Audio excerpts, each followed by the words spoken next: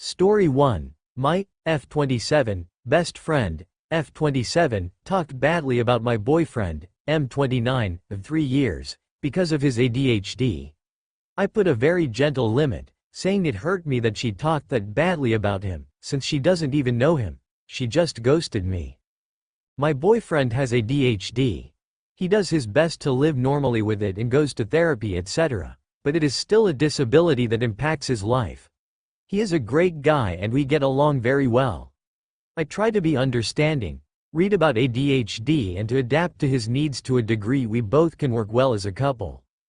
That means largely that I sometimes have to remind him about housework and appointments and to create a peaceful shared living space, as he gets overwhelmed by noise easily.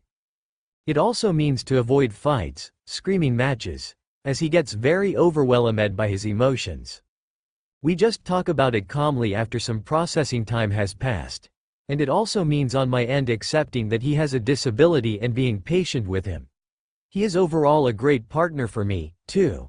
He is loyal, intelligent, listens to all my big and small problems and buys me little gifts during the day to try and cheer me up.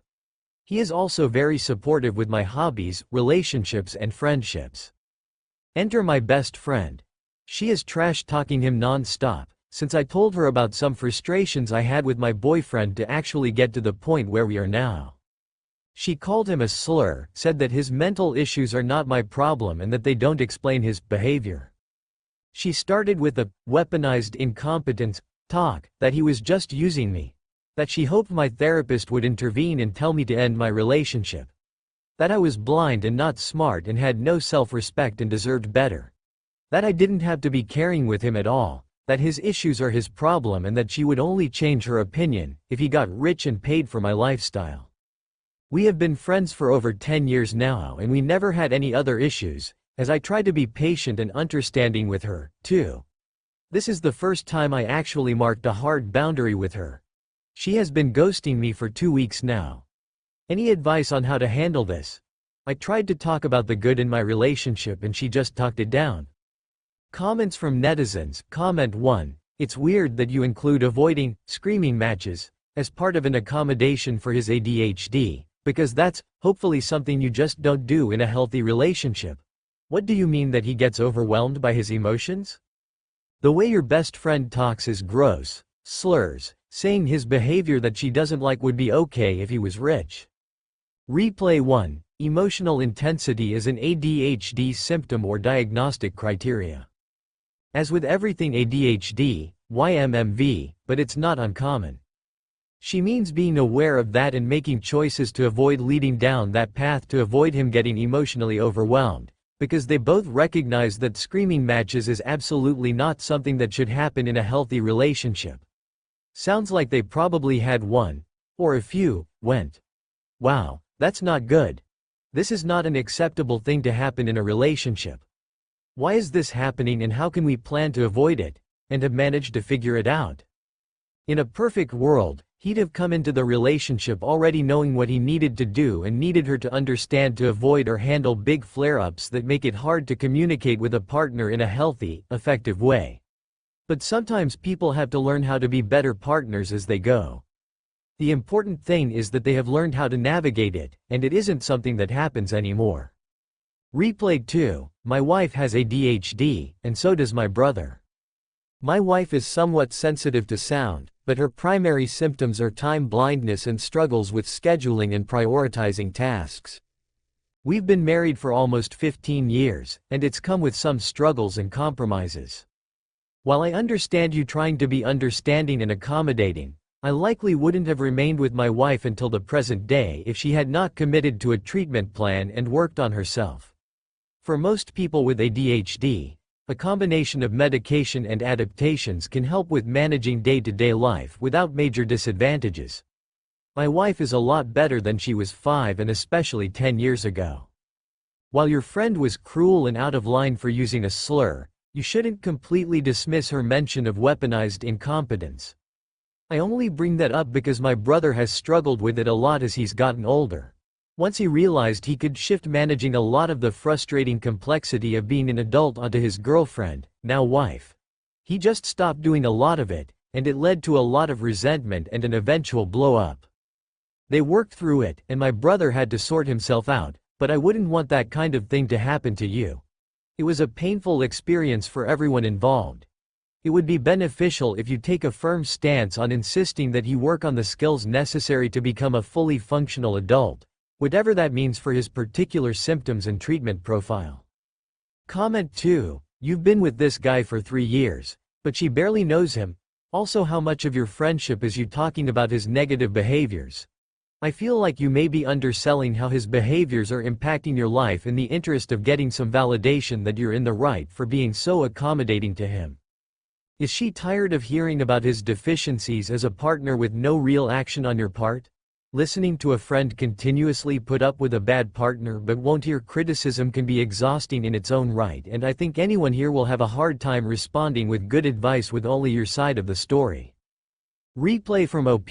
She has moved away for work before I got together with him, and she has shown no interest in meeting him. All my other friends who live nearby know and like him a lot. She and I text, Ed, daily, and we meet up for girls' trip, or I would go and visit her. I don't vent about this regularly.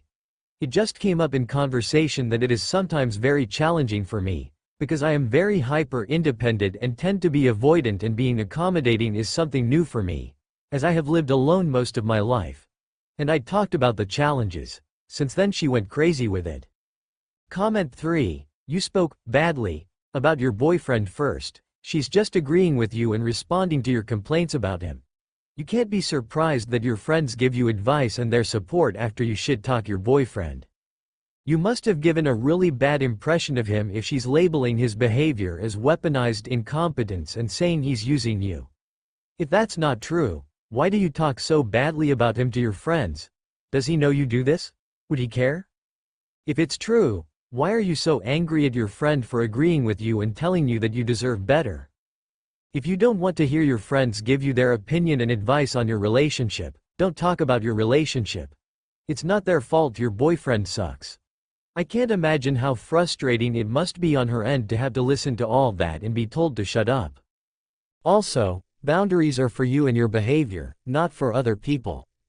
You can't tell someone what they are or aren't allowed to say to you and claim it's a boundary. Replay from OP. Yes, of course he is getting the help he needs to manage his conditions. It is okay to take care for and accommodate your partner. That doesn't make me his mother, as we have an equal relationship in every other aspect, and he also accommodates to my needs and shows up for me, and I can talk with him about everything. In some aspects, he has been a better friend than my bestie in these last years. The issue is with my friend, not him. Comment 4. It's absolutely wild that you've been friends for 10 years and she's A. ghosting you, and B. does not know your partner of 3 years. The comment about him making more money as a way to make up for his ADHD is sure something. Seems like maybe there's something weird going on with her there. If you do end up talking to her again, I'd recommend keeping that boundary, but remembering that boundaries are things that you choose for your behavior, not something you put in place for someone else's. Don't put my boyfriend down to me is not a boundary. I will not continue a conversation in which you're putting my boyfriend down, is. It sounds like you and your partner are doing everything right to manage his disability, and from what you've written the relationship is good and valuable enough to be worth it for you. As a woman with ADHD, that's really heartening to read. As good as it is that we're recognizing now that weaponized incompetence absolutely is a thing. And absolutely is a problem. People confusing ADHD struggles with weaponized incompetence can be frustrating. It's good for friends and family in your life to be on the lookout for if a relationship takes from you more than it gives, and it's right for them to flag that if they think they're seeing it. But they also need to respect you enough to respect your judgment and your own call on whether he is still a good enough partner to be the one you want to tie yourself to, regardless of the complications from his disability. If you do end up talking to your friend again, maybe tell her something like that. Replay from OP. Hey, thank you so much for addressing the actual issue and giving such thoughtful and understanding advice. It is actually very helpful. She doesn't know him very much, because she moved for work 3 hours away before I started dating my boyfriend. She and I meet for girl trips or I go to visit her. they haven't had much of an opportunity to meet. The ghosting thing, it was hurts and confuses me so much here. We have been friends since school. I am sorry you struggle with ADHD, too. I am actually very sad reading all the stigma still around it, or people not wanting to see the challenges it brings and at least try to be more understanding. If I had any type of difficulty or would get sick or something, I would also love to have an understanding partner who is there for me in my times of needs. I think it is the minimum for someone you love. I hope you are doing well. Besides that, time here on Earth can be short and hard, and there is also nothing wrong to even spoil the people you love just a little bit and make them happy and give them a place there they can feel seen, safe and understood and loved, besides their struggles.